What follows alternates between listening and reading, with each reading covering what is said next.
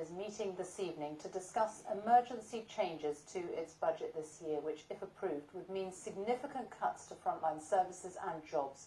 It's one of the first councils to introduce emergency cuts, but it's just one of many councils facing serious financial difficulties as a result of coronavirus and the lockdown. Our political correspondent Alex Forsyth reports from Luton. Sometimes a simple visit can be a lifeline. Morning, Margaret. How are you? Lisa volunteers for a local welfare charity, offering practical and social support for people like Marguerite. You don't feel you're totally on your own, even if you live on your own.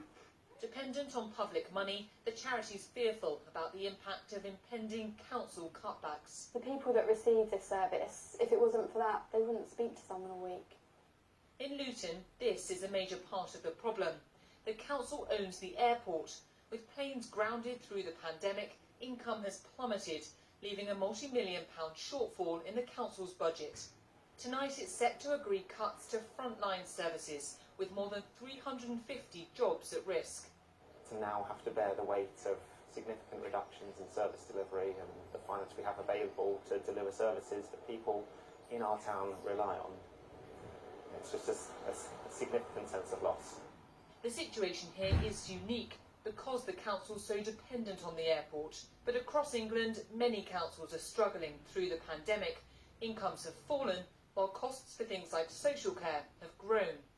The government has given us extra grants, and that's really welcome. At the moment, there's a big gap between what we've got and what we need, and therefore the only way that that can be paid for at the moment is job losses and service cuts. The government says it's given councils unprecedented support through the pandemic, an extra £3.7 billion, measures to help with cash flow and a promise to reimburse some lost income. But many now want a long-term plan for how services are provided and paid for. In Luton, Polly works with children struggling with their mental health, a service part dependent on public grants. Nationally, reports of domestic abuse have increased significantly.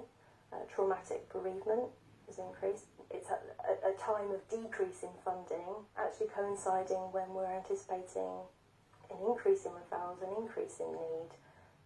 The concern for many is service cuts to come, not just here but elsewhere, as this pandemic piles pressure on the public purse.